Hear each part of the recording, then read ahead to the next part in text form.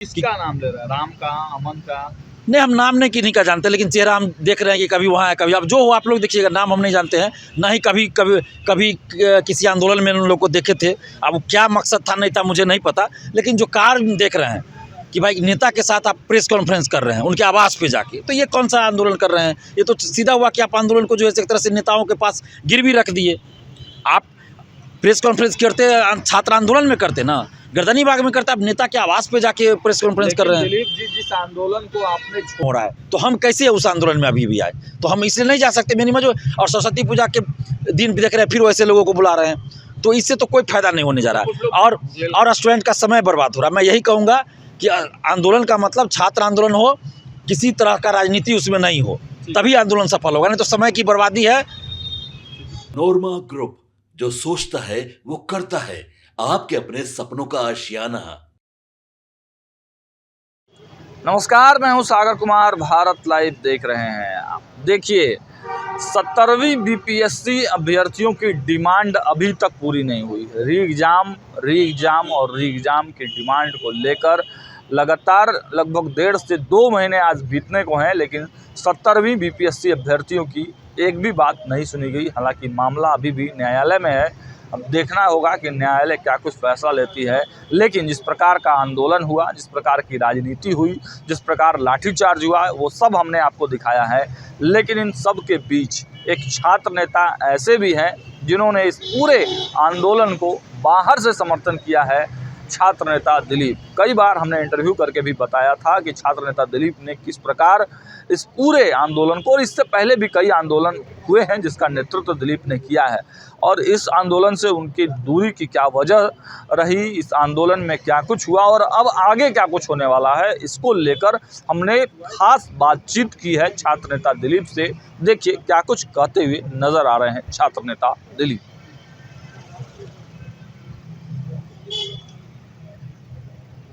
Outro. तो देखा आपने, छात्र नेता दिलीप बड़ी बातें बता रहे हैं। उन्होंने साफ कर दिया कि देखिए, एक शिक्षक के वजह से मुझे इस आंदोलन में रोका गया था और मैं वहां पे नहीं गया, लेकिन मेरा मोरल सपोर्ट छात्रों के साथ था। लेकिन राजनीति हुई, जो लोग कोचिंग चलाने वाले थे वो छात्रों के बीच में आए और जमकर राजनीति किया, और अभी भी राजनीति ही हो रही है। अब मामला न्यायालय में है, देखिए क्या कुछ होता है।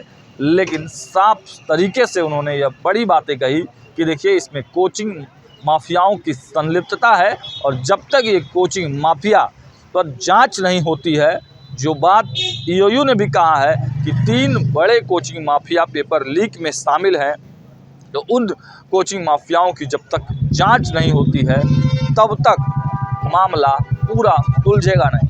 लेकिन छात्र नेता दिलीप अपने माध्यम से प्रयास कर रहे हैं। वो छात्रों से भी लगातार मिल रहे हैं और उनको भी बता रहे हैं कि देखिए, राजनीतिकरण इस पूरे आंदोलन का हो गया है, इसको दूर करना होगा, तभी इस मामले में कुछ काम आगे बढ़ सकता है। फिलहाल इस वीडियो में इतना ही। देखते रहिए भारत लाइव। बहुत बहुत धन्यवाद। अभी केस के नाम पे तक अभी कुछ, और केस भी नहीं करता। TRE 1 TRE 2 में केस के नाम पे पैसा ठगा, केस भी नहीं किया। बीपीएससी सिविल सेवा में कई बार, और वैसे लोगों को और टीचर को बुला रहे हैं जो कि स्टूडेंट को गुमराह करते हैं, पैसा ठगते हैं, तो फिर इससे आंदोलन बदनाम हो रहा है। तो हम कैसे उस आंदोलन में अभी भी आए? तो हम इसलिए नहीं जा सकते मेरी मजो। और सरस्वती पूजा के दिन भी देख रहे हैं, फिर वैसे लोगों को बुला रहे हैं, तो इससे तो कोई फायदा नहीं होने जा रहा है। और स्टूडेंट का समय बर्बाद हो रहा है। मैं यही कहूँगा कि आंदोलन का मतलब छात्र आंदोलन हो, किसी तरह का राजनीति उसमें नहीं हो, तभी आंदोलन सफल होगा, नहीं तो समय की बर्बादी है।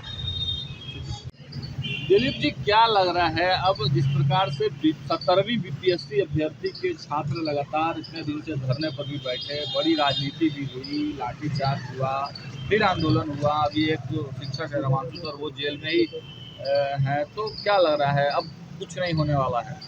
देखिए, हमने शुरू में ही कहा था कि छात्र आंदोलन को छात्र आंदोलन रहने दिया जाए और इसका राजनीतिकरण न हो। लेकिन वहाँ जो कोचिंग शिक्षक मौजूद थे, आंदोलन में शुरू से आ गए थे, पता नहीं कैसे आ गए मुझे नहीं पता। और उसके बाद जो 4-5 चेहरे आप देख रहे होंगे बराबर, कभी प्रशांत किशोर जी के आवास पे प्रेस कॉन्फ्रेंस में हैं, कभी किसी पार्टी कार्यालय में नेता के साथ हैं, तो वो जो 5-7 चेहरे थे वो लोग, और कोचिंग शिक्षक, ये लोग कह रहे थे, बार बार अभ्यर्थियों को भी भड़का रहे थे। किसका नाम ले रहा है? राम का, अमन का? नहीं, हम नाम नहीं किन्हीं का जानते, लेकिन चेहरा हम देख रहे हैं कि कभी वहाँ है कभी, अब जो हो आप लोग देखिएगा, नाम हम नहीं जानते हैं, ना ही कभी किसी आंदोलन में उन लोग को देखे थे। अब क्या मकसद था नहीं था मुझे नहीं पता, लेकिन जो कार्य देख रहे हैं कि भाई नेता के साथ आप प्रेस कॉन्फ्रेंस कर रहे हैं उनके आवास पे जाके, तो ये कौन सा आंदोलन कर रहे हैं? ये तो सीधा हुआ कि आप आंदोलन को जो है एक तरह से नेताओं के पास गिरवी रख दिए। आप प्रेस कॉन्फ्रेंस करते छात्र आंदोलन में करते ना, गर्दनी बाग में करते, आप नेता के आवास पे जाके प्रेस कॉन्फ्रेंस कर रहे हैं। दिलीप जी, जिस आंदोलन को आपने छोड़ दिया तो उसको शिक्षकों ने संभाला, क्या दिक्कत है? आप भी तो नहीं गए उस आंदोलन में। अरे भाई, हम तो शुरुआत में थे ही, लेकिन हम हटे क्यों? इसलिए कि ये लोग साजिश किए कि भाई जो लोग पेपर लीक में संलिप्तता का जिन पे आरोप लगा रहे हैं उन्हीं को आंदोलन में बुला रहे हैं, नेता को बुला रहे हैं। जो नेता सरकार में रहने के बाद पेपर लीक के खिलाफ कुछ नहीं किया, लाठी चलाया रोड पे हम लोगों पे, उन्हीं नेता को आप आंदोलन में बुला रहे हैं। जो जिन शिक्षक पे वही अभ्यर्थी आरोप लगा रहे हैं वहाँ गर्दनी बाग में ही और सोशल साइट पे कि पेपर लीक में शामिल है, उनके टेस्ट सीरीज से क्वेश्चन मिला, उसी टीचर को बुला रहे हैं कि आंदोलन में आइए। तो हमने कहा कि भाई तो ये किस तरह का आंदोलन होगा? और उसके बाद ये लोग कहने लगे कि फलना सर आएंगे तभी परीक्षा कैंसिल होगी, नहीं आएंगे तो परीक्षा कैंसिल नहीं होगी। और फलना सर कह रहे हैं कि दिलीप कुमार रहेगा तो हम आंदोलन में नहीं आएंगे। खान सर की बात, खान सर। तो हमने कहा ठीक है भाई, अगर मेरे हटने से परीक्षा रद्द हो जाती है तो ठीक है, हम हट जाते हैं। तो इसलिए हम हट गए। छात्रों के हितों को बिल्कुल रखते हुए बिल्कुल, हम चेहरा चमकाने के लिए आंदोलन कभी नहीं करते, न ही राजनीति करने के लिए आंदोलन करते। हम छात्रों के मुद्दा का समाधान हो इसके लिए आंदोलन करते हैं। और जब हमारे हटने से ही समाधान हो रहा है, जैसा कि ये लोग बोल रहे थे, हम हट गए। उसके बाद आप देखिए, हम मीडिया में भी नहीं बोल रहे थे कि भाई ये लोग मना कर रहे थे कि कुछ नहीं बोलिए कुछ नहीं बोलिए, तो हम हट गए। लेकिन जिस तरह से नेताओं को बुलाया गया, तो अब वो नेता लोग कहाँ चले गए? अभी भी 8-7 लोग जो बैठे हुए हैं, तो अभी भी उन नेताओं को आना चाहिए था, साथ में रहना चाहिए था। ये कौन सी बात हो? जो भी नेता है, जितने नेता है, मैं किसी एक के बारे में नहीं बोल रहा हूँ, लेकिन जितने भी नेता हैं, तो एक दिन आए फोटो खिंचा के चल गए, कोई अपना राजनीतिक रोटी सेक रहे हैं। इससे पहले आंदोलन हुआ उसमें कहाँ थे? तो आमरण अनशन पर बैठे ना। प्रशांत किशोर तो लगातार आपके साथ आंदोलन पर बैठे और कहा जा रहा है कि उनके आने से आंदोलन की धार और मजबूत। धार मजबूत नहीं हुई, बल्कि आंदोलन बदनाम हो गया, आंदोलन का राजनीतिकरण हो गया। अगर प्रशांत किशोर जी स्टूडेंट्स के हितैषी हैं तो उनको गर्दनी बाग में ही धरना पे बैठना चाहिए था। उनको अपने तरफ से इससे पहले भी आंदोलन हुआ, 12 अगस्त को हुआ, 6 दिसंबर को हुआ, उसमें भी आना चाहिए था। इससे पहले 67वीं का पेपर लीक हुआ, उस समय भी उनको आना चाहिए था। लेकिन आज जब 2025 का विधानसभा चुनाव है और उपचुनाव में हार हुई है, तब स्टूडेंट का मुद्दा नज़र आ रहा है सबको। इससे पहले कहाँ थे ये लोग? मैं सवाल कर रहा हूँ। इससे पहले प्रशांत किशोर जी कहते थे कि आंदोलन से कुछ नहीं होता है, आंदोलन से कुछ नहीं होता है, सरकार बनाओ, सब कुछ हम कर देंगे। तो आज आंदोलन में क्यों आ गए भाई? क्यों? और ये आप लोग कह रहे हैं, तो अभ्यर्थी जो अभ्यर्थी उनके साथ प्रेस कॉन्फ्रेंस में दिख रहे हैं, तो वो लोग कौन हैं? कैसे उनको क्या दिया गया? क्या प्रलोभन दिया गया? क्या उनके टीम के पहले से शामिल थे कुछ लोग और जानबूझ के आंदोलन में भेजा गया, आंदोलन को हाईजैक करने के लिए? ये सब जांच होनी चाहिए। और क्या क्या प्रलोभन दिया गया है किसको, ये सरकार को जांच करनी चाहिए। आंदोलन को बदनाम किया गया है। और प्रशांत किशोर जी, ठीक है, हम धन्यवाद देंगे, अनशन पे बैठे। हर नेता को करना चाहिए छात्रों के हित में, लेकिन नौटंकी नहीं होना चाहिए। मतलब आंदोलन होना चाहिए। आंदोलन की आड़ में कुछ लेन देन भी हो गया है। आंदोलन की आड़ में राजनीतिकरण हुआ। और ये आपने दुनिया में कहीं ऐसा अनशन देखा है कि घर बैठ के लोग अनशन करते हैं? जब तक गांधी मैदान में था, चलिए मान लेते हैं ठीक है अनशन कर रहे थे, लेकिन घर बैठ के बोल रहे हैं अनशन कर रहे हैं। ये कौन सा अनशन हो रहा है भाई? 15 दिन कह रहे हैं हम अनशन पे थे, 15 दिन शायद बोले ना। और पहला दिन अनशन पे थे, जितना उनका शरीर में मांस था, पेट जितना फुलल था, उतना 15वें दिन अनशन तोड़ने पे भी थी। और अनशन तोड़ने पे उनकी खुशी झलक रही थी, हंस रहे थे, गंगा में स्नान कर रहे थे। तो खुशी किस बात की थी? आंदोलन की डिमांड पूरा नहीं हुआ और हंस रहे हैं। और उनका पेट वैसा ही है, फुला हुआ, मांस वैसा ही है भाई। तो 15 दिन कोई भूखा रहेगा तो आप समझ सकते हैं उसकी हालत क्या होगी। लेकिन ये कौन सा टॉनिक था उनके पास, ये आप लोग थोड़ा बताइए, हम भी वैसा आंसर कर सकते हैं। अच्छा, रमांशु सर के बारे में क्या कहेंगे? रमांशु देखिए, हम किसी टीचर के बारे में कुछ नहीं कहना चाहते हैं। हम किसी टीचर के बारे में कुछ नहीं कहना चाहते हैं। हम सीधा बोल रहे हैं कि आंदोलन का राजनीतिकरण जो वहाँ पे कोचिंग शिक्षक लोग थे, सब लोगों ने मिलकर किया। और सब लोग, आप बताइए ना, जब हम कह रहे थे कि भाई जाँच होनी चाहिए, परीक्षा रद्द हो और साथ में री एग्ज़ाम तो होगा ही, परीक्षा रद्द हो, री एग्ज़ाम हो और जांच हो।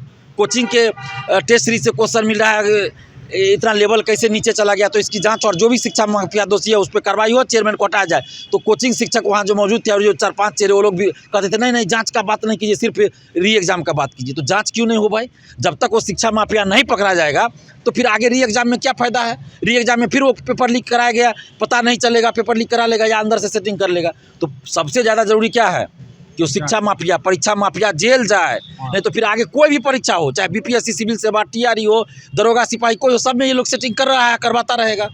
तो यहाँ 67वीं में देखिए आप डीएसपी तक अरेस्ट हुआ था। दिलीप जी, एक और सवाल आपसे पूछना चाहूँगा, आपको क्या लग रहा है कि बीपीएससी छात्र जो अभी भी आंदोलन पर बैठे हुए हैं, आप इस आंदोलन की परिणति मतलब अंजाम क्या देख रहे हैं?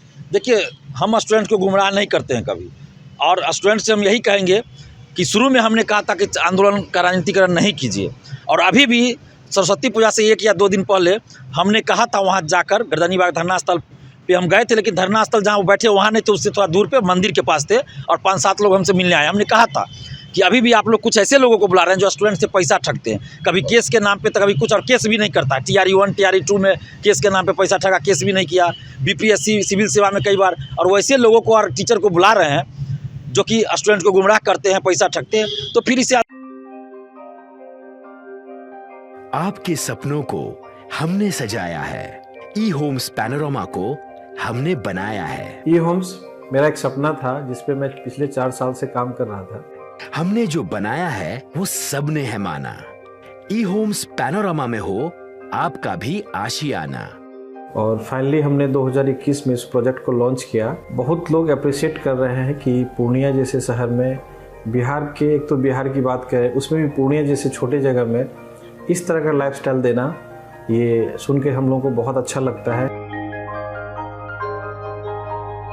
ई होम्स में हमने कुछ और भी किया है, जैसे हम जिस जगह में रह रहे हैं हमारे फैमिली सिक्योर हो, उनको सिक्योरिटी का ध्यान में रखा है। आपकी सुविधा और सुरक्षा आपके लिए खास है, ये आपका विश्वास है। इसमें आर्टिफिशियल इंटेलिजेंस का 7 लेयर सिक्योरिटी का हमने इस्तेमाल किया है। लश ग्रीन कैंपस को बनाया है, यदि हमारा बाउंड्री वाल है तो वो वर्टिकल गार्डन है। ये जितनी भी फैसिलिटी होता है एक इंटरनेशनल टाउनशिप में ई होम्स है, ये हम लोग विश्वास नहीं कर पा रहे हैं। जो भी हमारे मित्र दोस्त या जो भी हमारे बाहर के बाहर आते हैं तो हम लोगों को बहुत अच्छा सुनने को मिलता है और बहुत अच्छा क्रेडिट मिल रहा है। वो सारा हमने सिर्फ एक बिल्डिंग नहीं बनाया, हमें एक बहुत अच्छा लाइफस्टाइल दिया ई होम्स में, और मेरा एक सपना था जिसको मैं आज फुलफिल होते हुए देख पा रहा हूँ। ये आपका आवास है। ई होम्स पैनोरमा में अब आपका निवास है। E Homes Panorama, luxurious lifestyle redefined. Panorama group, जो सोचता है वो करता है।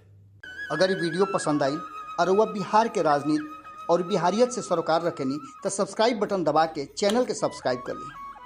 ओजे एगो घंटी बा, ओकरा बटन दबा देला से कुल सटीक और मारक खबर रुआ मुफ्त में मिल जाई। अगर रुआ पत्रकारिता के हमनी के नया प्रयोग में सहयोग कर चाहतानी तो ज्वाइन बटन दबा दी। पेटीएम नंबर नोट कर ली 9386816700।